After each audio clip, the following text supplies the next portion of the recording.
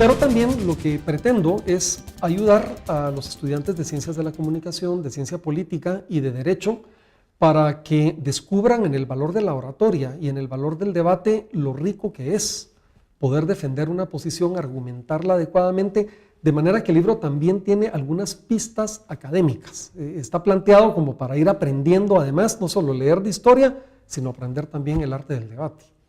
Bueno, realmente dentro de este libro también se menciona algo que recientemente en una elección en Estados Unidos el artista Clint Eastwood, se recuerdan ustedes que se dirigió a una silla vacía porque el candidato no había llegado del otro partido. Y en el libro se habla de la silla vacía, o sea que hubo en Guatemala aún mucho antes de que esto pasara en la televisión en Estados Unidos, un debate de silla vacía. ¿Nos recuerda un poquito de esto, licenciado? Sí, hubo varios. El primero que yo reseño acá es uno que además me parece muy curioso. El doctor Héctor Aragón Quiñones, que entonces era diputado del Movimiento de Liberación Nacional, publica un desplegado de prensa y reta a un debate en televisión al entonces ministro de Salud Pública, el doctor Julio Benjamín Sultán. Y le dice, bueno, yo le espero en el canal tal, a tal hora para que discutamos los temas de salud, ¿verdad?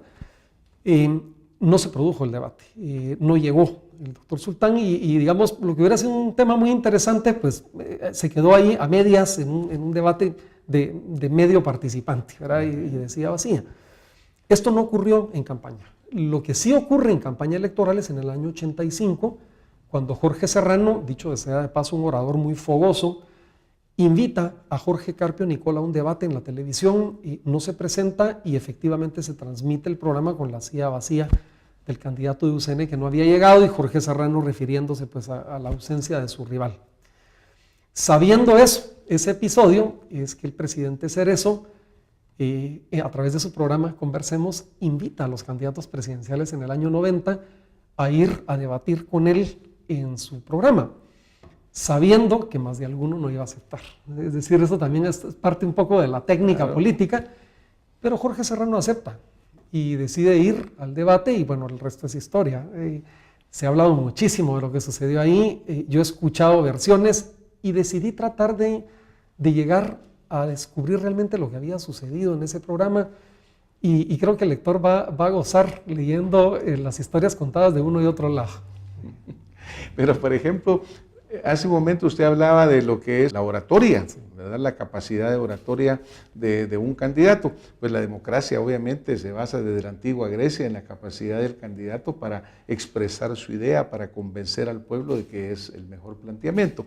Tanto Jorge Serrano como Vinicio Cerezo, pues son conocidos por sus grandes capacidades de oratoria. Aún ahora, en ese momento también lo habían sido. Y cuando usted, pues sí, cuando leía este libro, el presidente Cerezo calcula que el licenciado Jorge Carpio no iba a querer asistir porque ya había tenido algún problema. Calcula que el presidente, ya yo me estoy adelantando un poquito, pero es que no puedo dejar de mencionarlo. Y queda un poco la curiosidad del lector. Sí, se queda la curiosidad, lo vamos a dejar ahí, pero que también el general Efraín Ríos Montt también tenía algo que ver con esto. Pero como dice el licenciado, se los dejo para que ustedes lo lean, porque es muy interesante poderlo hacer.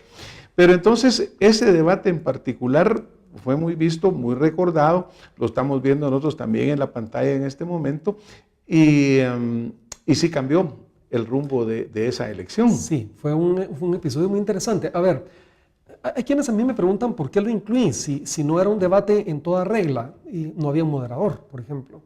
No se llamaba debate, era un programa de conversar con funcionarios o con políticos, pero se terminó convirtiendo en un debate y realmente se apila de lado y lado puntos de vista en muchos temas. Entonces realmente, aunque no era un debate en forma, terminó siendo. Y el impacto que tiene en la campaña electoral, como ahí se menciona, Jorge Serrano entró a ese programa con menos de 3 puntos de intención de voto, según se midió por una consultora muy famosa, apenas a 12 horas de haber concluido ese debate, tenía ya 7, 8 puntos en la intención de voto, y aunque eso pueda sonar poca cosa, lo que representó fue un punto de inflexión, un cambio en la tendencia. Y empieza a mostrar interés la opinión pública por el candidato que era relativamente desconocido para ese momento, Jorge Serrano, y empiezan a suceder otros episodios alrededor que catapultan la candidatura de Jorge Serrano. Así que no es el único factor que le lleva a la presidencia, pero sin ese factor no hubiera llegado. Yo creo que todos los que pues, recordamos ese debate, un poco de la historia en ese momento, sí consideran, no, ahí fue donde Serrano se catapultó, ¿verdad? Sí. ¿Y será que el presidente Cerezo lo dejó, le hizo la campaña o qué sucedió? Pues obviamente quedará para la historia y para el análisis. Pero el debate en sí, pues el procedimiento, lo que sucedió, fue lo que verdaderamente hizo un cambio. Usted habló la palabra moderador, licenciado, porque obviamente para que uno de estos debates sea importante, el moderador es muy importante, porque para dirigir las preguntas, para aún plantear las preguntas, para que este debate sea jugoso verdaderamente. Y yo sostengo que, puede parecer paradójico, doctor, pero yo sostengo que el moderador es más importante mientras menos se eche de ver. Yo pienso que un moderador que decide jugar un papel muy importante termina siendo él casi que otro político o candidato en el foro, ¿verdad? Robarse el show. Sí, y yo pienso que, y cito por ejemplo muestras de debates en Europa donde los moderadores tienen un papel sumamente discreto y lo que permiten más bien es una interacción y una conversación entre políticos. Entonces realmente la interacción y los argumentos y contraargumentos suceden cuando esta comunicación directa sucede y el moderador únicamente administra tiempos y se asegura de que haya, digamos, un respeto en la conversación y introducir uno u otro tema. Pero sí hay que tener mucho cuidado con la escogencia del moderador y también el papel del moderador para asegurarse de que una vez la discusión vaya llegando a su fin, la gente tenga muy claro en dónde está parado uno y otro de los políticos. Esa realmente es una función importante y en dos de los debates que se reseñan ahí, ese papel lo jugaron muy bien los moderadores que participaron. Ahora, cuando nosotros hablamos de que se sienta el licenciado Manuel Colón Argueta, el licenciado Alejandro Maldonado, aún antes de que empiecen a hablar, nosotros ya sabemos más o menos ¿Dónde están? Por dónde están. Sí. Igual sucedió cuando estaba Vinicio Cerezo y cuando estaba Jorge Serrano. Probablemente Francisco Villagrán Kramer y Trinidad Uclés también tenían posiciones. Pero eso no existe actualmente.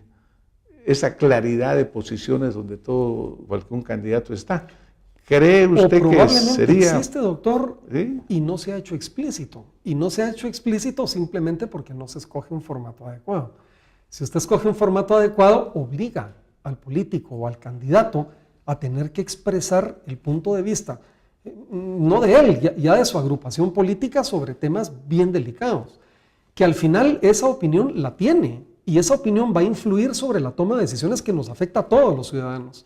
Y por eso es que es importante conocerla a tiempo para que uno tenga, digamos, un mejor elemento o criterio para poder tomar una mejor decisión. Siendo que del 90 para acá se ha venido acostumbrando más el foro, es decir, en el sentido de que hay 14, 15 candidatos, ¿usted cree que es posible regresar al debate 1-1 o 2-1? Yo pienso que sí, doctor, y pienso que esto tiene que ver con tres cosas. La primera, separar de la mente lo que es la campaña electoral de lo que es el debate político que tiene que ocurrir todo el tiempo. Y entonces no solamente circunscribirse a temas de campaña, ese es el primer elemento.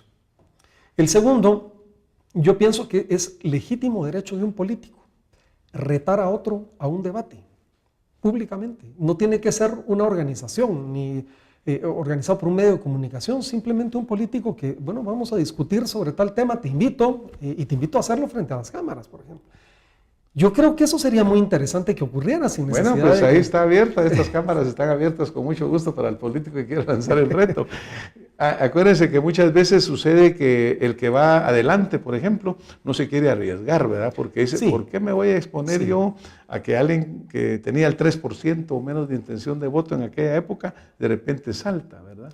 Sí. Licenciado, estamos ya casi al final, desafortunadamente, del programa, porque yo tengo muchos temas que hablar con usted. En otra ocasión los vamos a seguir. Pero, ¿cuál sería el mensaje más importante que usted quisiera esta noche dejarle a la audiencia de Acción Positiva? Yo creo que los ciudadanos tenemos una herramienta en nuestras manos que se llama el debate, que nos va a permitir tomar mejores decisiones, que no la hemos perdido, que es una herramienta que sabiéndola escoger cómo, cuándo y dónde y con quién nos va a ayudar a tomar mejores decisiones, doctor. Así que mi reflexión acá es a que nosotros podamos realmente retomar el arte perdido del debate y ayudar a que podamos tomar muchas mejores decisiones de cara a un proceso electoral, en este caso tan importante como el que tenemos a la vecindad. Así que si estos testimonios pueden servir de ejemplo, enhorabuena. Muchas gracias, licenciado. A ustedes que nos han estado acompañando, yo de veras les recomiendo leer este libro, ver también las imágenes en YouTube que están ahí en el sitio que les estamos informando, porque creo que eso nos va a enriquecer muchísimo y nos va a estimular a que pidamos esos debates.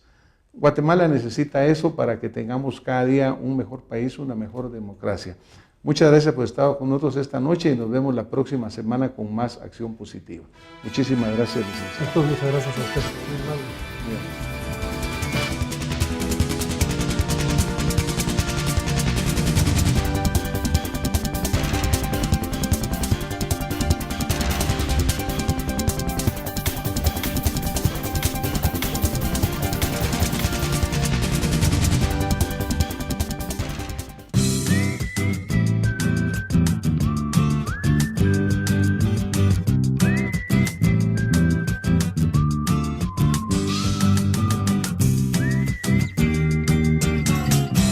Guatevisión.